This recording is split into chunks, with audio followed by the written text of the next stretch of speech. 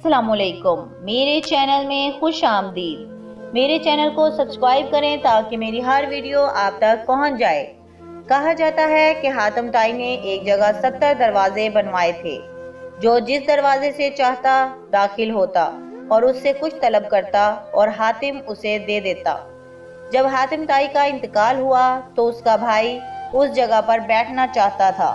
उसकी माँ ने कहा, तुम अपने भाई की जगह नहीं ले सकते, खुद को बेकार परेशान कर रहे हो। हातिम का भाई ना माना और उस जगह बैठ गया।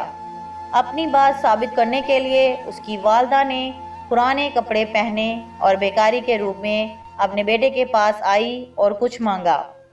जब उसे मिल गया तो वो दूसरे दरवाजे से आई और फिर कुछ तलब किया। हातिम के भाई ने हिचकिचाते हुए उसकी मांग पूरी कर दी। इस बार उसकी माँ तीसरे दरवाजे से आई और कुछ देने के लिए कहा तो हातिम के भाई ने गुस्से से कहा, तुम पर कौन सी मुसीबत आन पड़ी है? एक बार मिलने पर खुश क्यों नहीं हो जाती?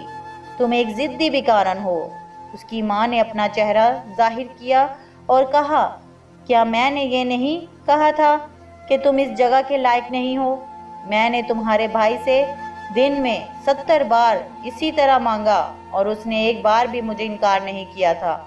हर शख्स के पास किसी सिफ्त में अपना एक मुकाम होता है, कोई दूसरा इस मुकाम तक नहीं पहुंच सकता। ये थी हमारी आज की स्टोरी। मुझे उम्मीद है कि आपको बहुत पसंद आई होगी।